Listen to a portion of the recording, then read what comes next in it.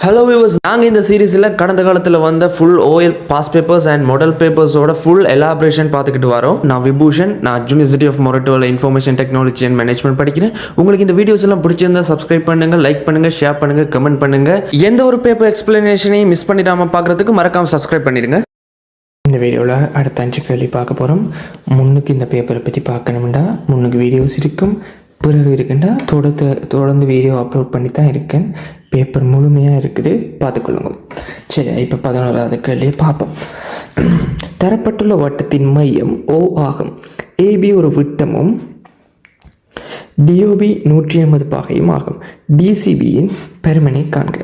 ABன்றது விட்டம் என்று தந்திருக்கு, DOBன்றது 150 பாகை என்று தந்திருக்கு.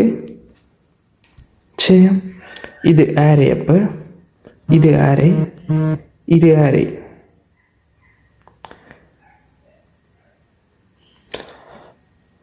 இது 150 பாகை, அப்போ இது ஆரே, இதுவும் ஆரேன்னா இந்த ரெண்டு கோணமும் சமன். ஆனால் இந்த ரெண்டு கோணமையும் கூட்ட 150 பாகை.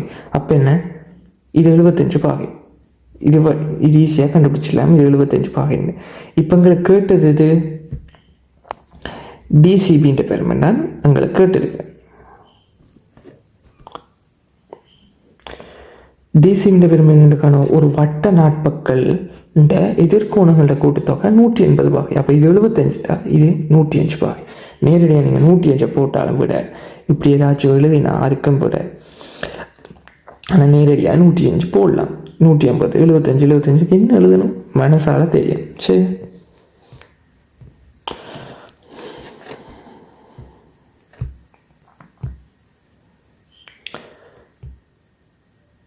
ஒரு குறித்த நகரத்திலே ஓராண்டில் மோட்டார் சைக்கிள் விபத்துகள் காரணமாக நிகழ்ந்த மரணங்களின் எண்ணிக்கையை பின்வரும் மீடரின் பெரம்பலில் காட்டப்பட்டுள்ளன.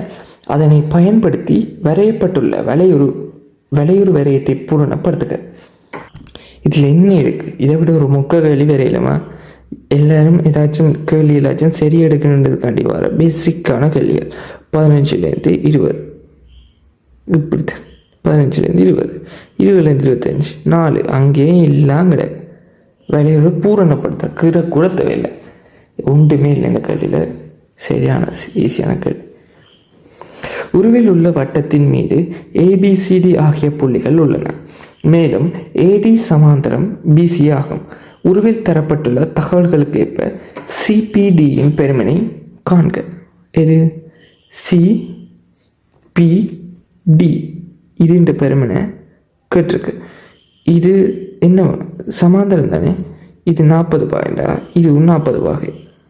சரியா? இது ரெண்டு 40 தெரிஞ்சிட்டேன். இது என்ன, 1 விட 1 40. இது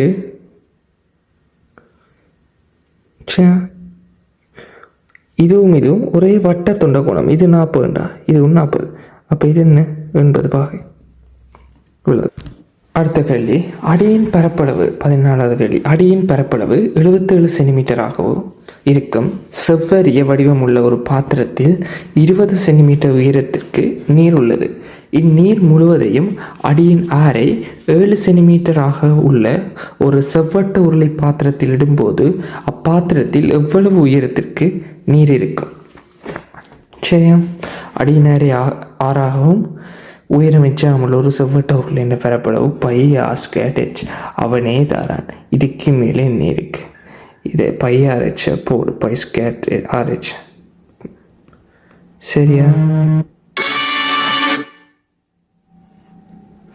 இது எதுக்கு சமன்? இது எதுக்கு சமனா? அடியின் பரப்பளவு 77 சென்டிமீட்டர் ஆகுள்ள ஒரு செவ்வரிய வடிவம் உள்ள 20 சென்டிமீட்டர் உயரத்துக்கு நீர் உள்ள பரப்பளவு தர உயர்ந்தான் ஒரு செவ்வரிய வடிவம் உள்ள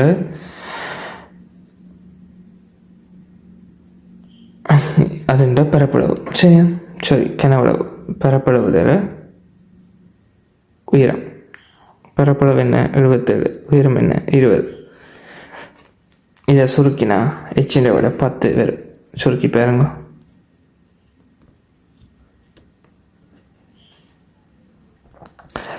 3x² + 2x - 1 இன்னொரு கேரணி எக்ஸ் ப்ளஸ் சொன்னாங்க மற்ற கேரணியை காண்க. ஒரு இதுண்ட என்னதுக்கு அவன் தருவான். இதுண்ட கேரணி என்னண்டா 3 தர 3 2 கூட்ட 2x வரணும் பெருக்கினா 3x² -3x² வரணும். 3x²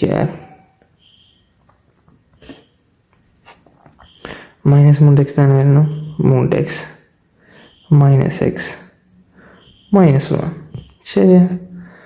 இதுலேருந்து எடுத்த என்ன 3x x + 1 -1 x + 1 இந்த கேரணி என்ன 3x - 1 x + 1 ஒரு கேரணி x + 1 மற்ற கேரணி 3x - 1 இப்படி காணலாம். இல்லாட்டி நீங்கள் இதை வந்து ax - b இந்த இதை போட்டுக்கிட்டு தானே பியை காண போகிறீங்கன்றா விடைய எடுக்க விரும்பினா எடுங்க.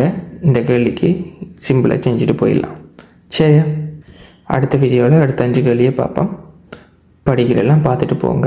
முன் 5 கேள்வி தேவையா பின் 5 கேள்வி முன் வீடியோ பின் வீடியோவில் பார்த்துக்கிட்டு விளங்கிக்கொள்ளுங்க. முழு பேப்பரும் எக்ஸ்பிளைன் பண்ணி இருக்குது.